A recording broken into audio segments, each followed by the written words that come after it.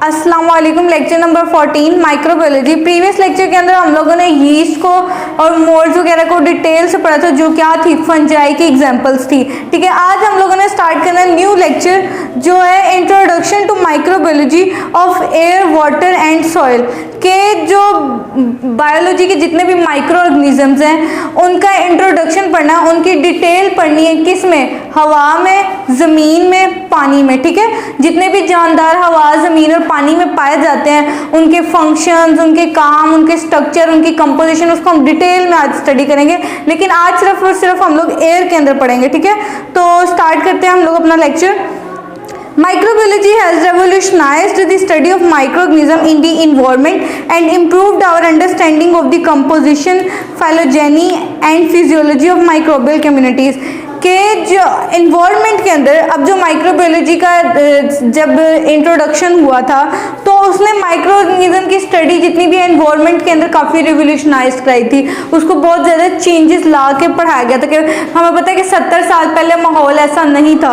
ठीक है, 70 साल पहले जो माहौल था वो ज़्यादा ताज़ा था, उसकी ऑक्सीजन ज़्यादा क्लियर थी। अब तो आलूदा हो चुका है ना, तो वो रेवोल्यूशन के हिसाब से माइक्रोबायोलॉजी में जैसे जैसे तरक्की होती जा रही है, ऑब्वियसली जब माहौल तब्दील होता है तो जानदार भी तब्दील होते जाते हैं। हम लोग भी एक तब्दील शुदा इंसान है। क्यों?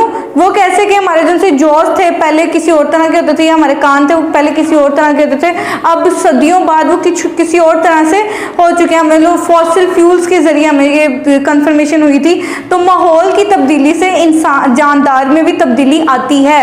तो वो जो माइक्रोबायोलॉजी की जितनी भी स्टडी है वो उसने रेवोल्यूशनाइज करवाया था इन्वायरमेंट में माइक्रो ऑर्गेनिजम्स की स्टडी को। ठीक है, अब और क्या इम्प्रूवमेंट लाए थे? इम्प्रूवमेंट लाए थे अंडरस्टैंडिंग में। किसकी? कंपोजिशन की अंडरस्टैंडिंग में। फाइलोजेनी जो एवोल्यूशनरी डेवलपमेंट होती है, जो सदियों से तब्दीलियां आ रही होती हैं। और फिजियोलॉजी फंक्शंस, माइक्रो ऑर्गेनिजम्स के फंक्शंस की वजह से फिजियोलॉजी, फिजिकल से वर्ड निकला हुआ है जिसका मतलब है फंक्शन ऑफ माइक्रोबियल कम्युनिटीज, जहाँ पे माइक्रो ऑर्गेनिजम्स ग्रुप बना के बैठे हुए, कम्युनिटीज बना के बैठे हुए। ठीक है, और माइक्रो ऑर्गेनिज्म की फाइलोजेनी, उनकी फिजियोलॉजी, उनकी कंपोजिशन में इंप्रूवमेंट लाई है। कौन? माइक्रोबायोलॉजी। ठीक है, इन्वायरमेंटल माइक्रोबायोलॉजी। अगर इन्वायरमेंटल माइक्रोबायोलॉजी की डेफिनेशन है जो आप लोगों ने करनी है, ऊपर से चाहे ना कुछ भी ना पढ़ें आप लोग, लेकिन ये वाली डेफिनेशन आप लोगों ने करनी है। Environmental microbiology is the study of composition and physiology of microbial communities in the environment. Environmental microbiology क्या है? इन्वायरमेंटल माइक्रोबायोलॉजी से मुराद है इन्वायरमेंट के अंदर माइक्रो ऑर्गेनिज्म की कंपोजिशन और उनकी फिजियोलॉजी, उनके फंक्शंस को देखना, उनके स्ट्रक्चर कंपोजिशन को देखना और उनके फंक्शंस को देखना। इन्वायरमेंट के अंदर उन माइक्रो ऑर्गेनिजम्स को इन्वायरमेंटल माइक्रोबायोलॉजी कहा जाता है। इन्वायरमेंट कौन है? माहौल क्या है हमारा? ज़मीन है, आसमान है, पानी है, हवा है, ये क्या है? ये हमारे माहौल में शामिल है। ठीक है, इस पूरे माहौल में जितने भी माइक्रो ऑर्गेनिजम्स हैं उनकी कंपोजिशन पढ़ना, इंसानों की, मच्छरों की, छोटे छोटे वायरस की, बैक्टीरिया की, जितने भी जानदार हैं उनकी कंपोजिशन पढ़ना, उनके फंक्शंस को पढ़ना, ये सारी की सारी इन्वायरमेंटल माइक्रोबायोलॉजी में आता है। The environment in this case means the air, soil and water. मैंने वही बात बताई कि इन्वायरमेंट का मतलब क्या है। इन्वायरमेंट माहौल में हमारे क्या क्या चीजें हैं? एयर है, सॉइल है, वेट वाटर, ये नॉन लिविंग फैक्टर सारे। ठीक है, नेक्स्ट है microbiology of air. The microbial flora of air is temporary and variable. Microbial flora किसे कहते हैं? माइक्रो ऑर्गेनिज्म के ग्रुप को, उनकी कम्युनिटी को। ठीक है, तो जो माइक्रो ऑर्गेनिज्म जो हवा के अंदर होते हैं वो माइक्रो ऑर्गेनिज्म टेम्परेरी होते हैं या वेरिएबल होते हैं। मतलब वो एक परमानेंट नहीं होते, वो मुसलसल नहीं रह सकते, वो कुछ खास हद तक होते हैं। क्यों? क्योंकि जो एयर है वो कांस्टेंट नहीं है, वो रुकती नहीं है, वो चलती फिरती रहती है। इस वजह से वो माइक्रो ऑर्गेनिज्म की नशोनुमा के लिए उनकी जरूरत वाली चीजें उनको प्रोवाइड नहीं कर पाती है। ठीक है, और चेंज होती है। Air is not a medium in which micro organisms can grow but a carrier of particular matter, dust and droplets. जो एयर है वो माइक्रो ऑर्गेनिजम्स को ग्रो करने के लिए मीडियम नहीं देता। ठीक है, एयर ऐसा मीडियम नहीं है जो माइक्रो ऑर्गेनिजम्स को ग्रो करवाए, बल्कि जो एयर के अंदर मौजूद डस्ट पार्टिकल्स हैं, जो ड्रॉपलेट्स हैं, वो सोर्स बन सकते हैं माइक्रो ऑर्गेनिज्म की ग्रोथ के लिए। ठीक है, ये आप लोगों को समझ आ गई है ना कि एयर के अंदर वैसे तो माइक्रो ऑर्गेनिज्म ग्रो नहीं कर सकते, लेकिन एयर के अंदर जो चीज़ें होती हैं ड्रॉपलेट्स या डस्ट पार्टिकल, वो माइक्रो ऑर्गेनिज्म को ग्रो करवा सकते हैं। लेकिन मैं फिर वही बात कहूँगी कि ग्रो तो करवा सकते हैं, लेकिन ये टेम्परेरी है, परमानेंट नहीं है। सॉइल की बात करें, अगर हम माइक्रोबायोलॉजी ऑफ सॉइल की बात करें तो वो परमानेंट है, उसमें लगातार माइक्रो ऑर्गेनिज्म ग्रो कर सकते हैं, उसके अंदर रह सकते हैं, वाटर के अंदर रह सकते हैं। लेकिन एयर के अंदर माइक्रो ऑर्गेनिज्म नहीं कांस्टेंट रह सकते, क्योंकि एयर जो से है वो मूव करती रहती है। ठीक है, आगे हम लोग नेक्स्ट स्टार्ट करते हैं transmission of airborne micro organism. हवा में जो माइक्रो ऑर्गेनिज्म होते हैं उनकी ट्रांसमिशन कैसे होती है। ठीक है, micro organisms are spread by coughing and sneezing from the human respiratory tract. हमारे रिस्पिरेटरी ट्रैक्ट, जितना भी सांस लेने वाला जितना भी अमल है, जितना भी रास्ता है, उसमें से जब हम लोग कफिंग करते हैं, स्नीजिंग करते हैं, खांसते हैं या छींक मारते हैं, तो वो जो ऑर्गेनिजम्स हमारे मुंह से निकलते हैं, तो वो जो ऑर्गेनिज्म हमारे जब मुंह से निकलते हैं तो वो ऑर्गेनिज्म हमारी एयर के अंदर फैल जाते हैं। वो जब एयर के अंदर फैल जाते हैं या कोई और दूसरा इंसान जो उनसे सांस लेता है उसी हवा के अंदर, तो वो माइक्रो ऑर्गेनिज्म या जरासीम जो है वो उसके मुंह के अंदर चल जाता है, जिसकी वजह से उसको भी बीमारी हो जाती है।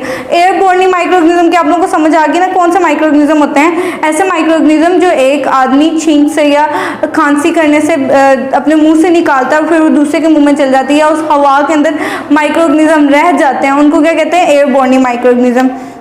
And dust particles are circulated by air from the earth surface. ठीक है, वो जो डस्ट पार्टिकल्स हैं अर्थ सरफेस के ऊपर, वो उसके साथ सर्कुलेट करते हैं, उसके साथ मिक्स हो जाते हैं। ठीक है, एयर माइक्रोऑर्गेनिज्म, मैंने बताया था कि air is not a source of medium for growth, लेकिन जो डस्ट पार्टिकल्स या ड्रॉपलेट्स हैं वो ग्रोथ करवा सकते हैं। तो जो हमने छींक मारी है, स्नीज किया है, तो वो जो हमने माइक्रोऑर्गेनिज्म मुंह से बाहर निकाला है, तो वो जो हवा के अंदर डस्ट पार्टिकल्स मौजूद हैं या ड्रॉपलेट्स मौजूद हैं, वो उसको टेम्परेरी तौर पर रखेंगे ताकि कोई और सांस लेकर बीमारी हासिल कर सके। ठीक है, एयर माइक्रोऑर्गेनिज्म्स में be carried on dust particles और ऑन ड्रॉपलेट। जो एयर माइक्रोऑर्गेनिज्म्स हैं वो डस्ट पार्टिकल्स पर बैठ जाते हैं या ड्रॉपलेट से बैठ जाते हैं। जब हम लोग सांस लेते हैं उन डस्ट पार्टिकल्स को या ड्रॉपलेट्स को हम लोग अंदर लेके जाते हैं, तो वो जितने भी माइक्रोऑर्गेनिज्म हैं वो भी हमारे जिस्म के अंदर चल जाते हैं, जिसकी वजह से हम लोगों को हवा वाली बीमारियाँ हो जाती हैं। ठीक है, organisms introduced into the air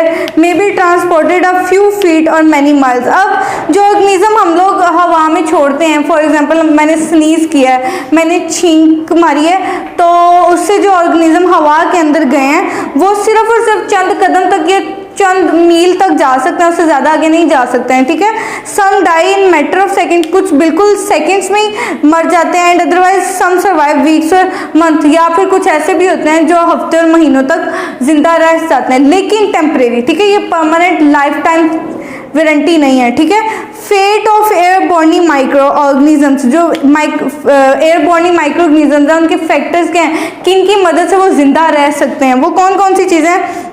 The ultimate fate of airborne organism is governed by a complex set of circumstances including the atmospheric conditions।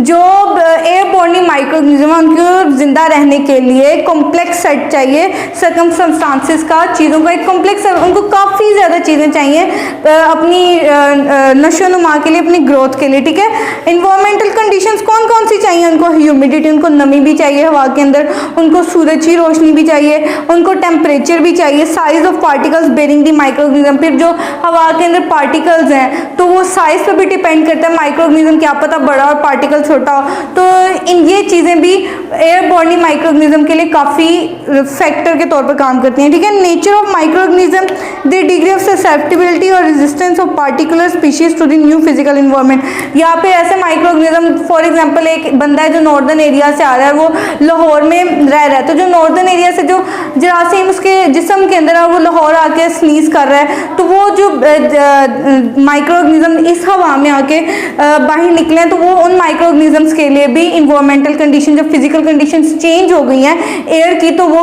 उन माइक्रोऑर्गेनिज्म के लिए भी काफ़ी डिफरेंस पैदा हो जाता है कि वहाँ की एयर किसी तरह, इस एयर में कोई और फैक्टर्स हैं, तो इस तरह उसकी भी ग्रोथ में काफ़ी चेंज आता है। The microbial content of the air, air के जो माइक्रोब को जिंदा रखने के लिए जो कंटेंट होने चाहिए वो क्या क्या है, इंडोर एयर।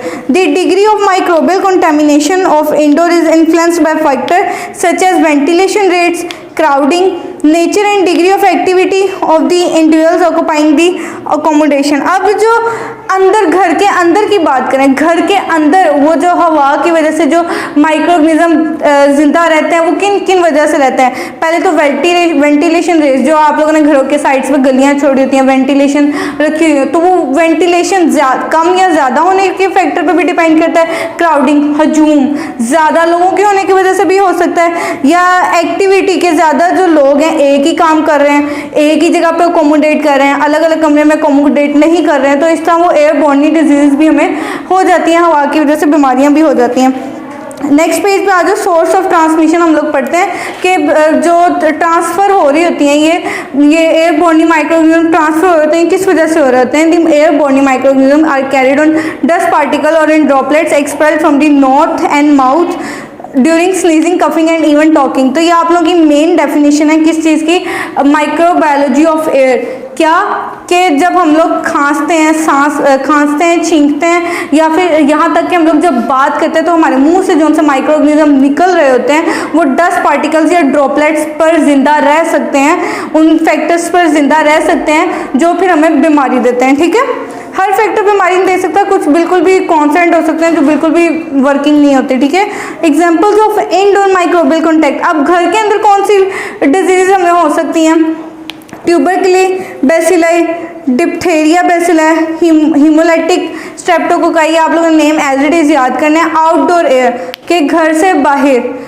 हवा में कौन कौन से माइक्रोऑर्गेनिज्म्स हो सकते हैं, एल्गी, प्रोटोजोआ, यीस्ट, मोल्ड, इन सबको हम लोग डिटेल में पढ़ चुके हैं, यीस्ट, मोल्ड और प्रोटोजोआ। ठीक है, ये मैं आप लोगों को डिटेल में पढ़ा चुकी हूँ। बैक्टीरिया को भी हम लोगों ने डिटेल में डिस्कस किया, have been isolated from the air near the surface of the earth. ये हम लोगों को लगता है ज़मीन, सॉइल में भी पाए जाते हैं, ये लोग वाटर के अंदर भी पाए जाते हैं, लेकिन एयर में भी पाए जाते हैं, ज़मीन से थोड़े उठे हुए, हवा में भी ये पाए जाते हैं। Mould spores constituted the largest portion of the airborne microflora.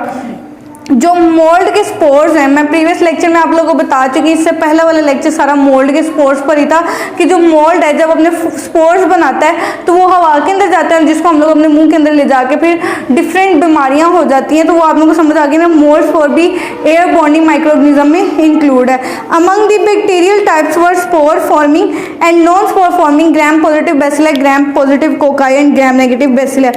तो जो बैक्टीरिया की टाइप जो स्पोर बनाती थी, कौन सी, ग्राम पॉजिटिव बेसिल है, ग्राम नेगेटिव बेसिल है, तो वो ये जितनी भी चीज़ें हैं ना वो भी आउटडोर एयर के अंदर ये वाली चीज़ें भी, ये वाले माइक्रोऑर्गेनिज्म भी पाए जाते हैं जो बीमारियां हमारे अंदर देते हैं। तो ये हवा के अंदर रहते हैं, लेकिन ये टेम्परेरी और वेरिएबल है, चेंज होते रहते हैं और सिर्फ एक खास हद तक रहते हैं। ठीक है, तो माइक्रोबायोलॉजी ऑफ एयर की समझ आ गई। अब थोड़ी सी हम लोग इनकी अकरेंस की बात कर लेते हैं। अकरेंस क्या है, bacteria and mold spores have been found high above the earth surface. जो बैक्टीरिया एंड मोल्ड के स्पोर्स जितने भी है, जो उनके बच्चे बनने से पहले जो अंडे होते हैं ना, वो अर्थ की ज़मीन की सतह से काफ़ी ऊपर पाए जाते हैं, मतलब एयर के अंदर मौजूद होते हैं। ठीक है, कहाँ मौजूद होते हैं, अकरेंस पढ़ रहे हैं ना कि कहाँ कहाँ वाक़ होते हैं। तो स्पोर्स सबसे पहले एग्जाम्पल है, किसके स्पोर्स, बैक्टीरिया के और मोल्ड के जो स्पोर्स हैं वो ज़मीन की सतह से काफ़ी ऊंचे पाए जाते हैं, मतलब हवा के अंदर पाए जाते हैं। The variable Bacteria and fungi occur at an altitude of 3000 metre in air, masses all the way across the northern Atlantic। अब जो बैक्टीरिया हैं जो चेंज हो रहे हैं, वेरिएबल बैक्टीरिया और फंजाई जो से हैं, कितनी ऊंचाई तक पाए जा सकते हैं, 3000 मीटर तक हवा के अंदर पाए जा सकते हैं। और वो कहाँ तक पहुँच सकते हैं, नॉर्थ अटलांटिका, ये भी एक जगह नॉर्थ साइड की एक जगह अटलांटिका, वहाँ तक ये फैले जा सकते हैं। ठीक है, और इसकी साइड तक 3000 मीटर तक जा सकते हैं। और मील के लिहाज से देखा जाए, माइल के लिहाज से देखा जाए तो वो नॉर्थ अटलांटिका तक का सफ़र कर सकते हैं। उसके बाद नेक्स्ट है airborne bacterial diseases, airborne viral diseases, airborne fungal disease. के अगर हवा के अंदर बैक्टीरिया है, कौन सा माइक्रोऑर्गेनिज्म, हवा के अंदर बैक्टीरिया वाला माइक्रोऑर्गेनिज्म, तो उससे कौन सी बीमारियां हो सकती हैं। हवा के अंदर अगर वायरस वाला माइक्रोऑर्गेनिज्म है उससे कौन सी बीमारियां हो सकती हैं, या हवा के अंदर फंजाई वाला माइक्रोऑर्गेनिज्म है तो उससे कौन सी बीमारियां हो सकती हैं। तो ये 3 MCQs आप लोगों ने हर हाल में याद रखने हैं, क्योंकि इसमें से MCQs मस्त आते हैं। तो बैक्टीरियल डिजीजेस कौन सी हैं, डिप्थेरिया, ट्यूबरकुलोसिस, मेनिंगिटिस। ठीक है, और वायरल डिजीज कौन सी है, small pox, measles, influenza, common cold. और फंगल डिजीज कौन सी है? सिस्टमेटिक माइकोसिस, हिस्टोप्लाज्मोसिस और क्रिप्टोकोकोसिस। ठीक है, ये आप लोगों ने याद रखना एंट्रीज। आप लोगों को पता हो कि वायरल कौन सी वाली है, बैक्टीरियल कौन सी वाली है, फंगल कौन सी है। और ये जितने भी 9 to 10 ये नेम्स लिख रहे हैं, आप लोगों को पता हो कि ये एयरबोर्न नहीं है, कि हवा, आलूदा हवा या ऐसी हवा जिसमें माइक्रो ऑर्गेनिज्म है, या ऐसी जगह जहाँ पे क्राउड बहुत ज़्यादा है, जैसी जगह जहाँ पे वेंटिलेशन बहुत ज़्यादा है, तो ऐसी जगहों पे ये वाली बीमारियाँ बहुत ज़्यादा पाई जाती हैं। ठीक है, नेक्स्ट पेज पे आ जाओ, वहाँ पे हम लोग लिखेंगे, पढ़ेंगे आज control of micro organisms in air, कि उन माइक्रो ऑर्गेनिज्म का हम हवा के अंदर कंट्रोल कैसे कर सकते हैं ताकि ये 9-10 बीमारियां जो लिखी हैं ये हमें ना हो। तो वो कंट्रोल क्या है? The level of air contamination can be reduce. जो हवा का आलूदगी है, जो उसका गंदापन है, वो कम किया जा सकता है। वो कैसे कम किया जा सकता है? और एयर कैन बी स्टेरिलाइज, या हवा को जरासीमों से पाक किया जा सकता है, हवा को स्टेरिलाइज किया जा सकता है, हवा के गंदेपन को कम किया जा सकता है as the situation demands by the application of some physical and chemical agent. अब वो खुद नहीं होगा, उसके लिए हमें कुछ ना कुछ यूजफुल एप्लीकेशंस करनी पड़ेंगी, कुछ फिजिकल और केमिकल एजेंट्स हवा के अंदर डालने पड़ेंगे जो माइक्रो ऑर्गेनिज्म को मारे और इंसानों को ऐसी बीमारियां ना हो। Listed below are some common and effective methods to controlling the level of air contamination are. अब ये कुछ ऐसी लिस्ट बनाई गई है, ऐसे आम और असरअंदाज मेथड इधर लिखे गए हैं जिनसे जो हवा की आलूदगी है, जो हवा का गंदापन है, उसको कम किया जा सकता है। जैसे कि अल्ट्रा वायलेट रेडिएशन, कि अगर हम लोग अपने एटमॉस्फेयर में, अपनी एयर में अल्ट्रा वायलेट रेडिएशन को ज़्यादा कर देते तो उससे माइक्रो ऑर्गेनिज्म जो मर जाते हैं, ठीक है, इससे बीमारियाँ नहीं होती। इतना केमिकल एजेंट्स हम लोग स्प्रे वगैरह रूम में यूज़ करते हैं ना अक्सर, तो उस तरह के केमिकल एजेंट्स भी है, फिर फिल्ट्रेशन वाली भी हैं, एयर फिल्टर्स भी हैं, एंड यूनिडायरेक्शनल एयर फ्लो, हवा का सिर्फ और सिर्फ एक ही डायरेक्शन में फ्लो करना, एक ही डायरेक्शन में चलना, या वैक्यूम क्लीनिंग, वैक्यूम की मदद से हवा को क्लीन करना। तो ये सारे के फैक्टर्स अगर गवर्नमेंट इनको फॉलो करे तो हम लोग इन बीमारियों से बच सकते हैं और हमारी हवा जो है बहुत ज़्यादा साफ भी रह सकती है। सिर्फ और सिर्फ हमें बीमारियाँ नहीं होंगी बल्कि जानवरों को भी बीमारियाँ नहीं होंगी, या और लिविंग फैक्टर्स को बीमारियाँ नहीं होंगी। तो आज का लेक्चर इतना ही है। तो आप लोगों को माइक्रोबायोलॉजी ऑफ एयर सारी डिटेल में समझ आ गई होगी। कल हम लोग माइक्रोबायोलॉजी ऑफ वाटर को डिटेल में पढ़ेंगे। तो कोई क्वेश्चन हो या समझ ना आए तो ज़रूर पूछेगा। अल्लाह हाफिज़।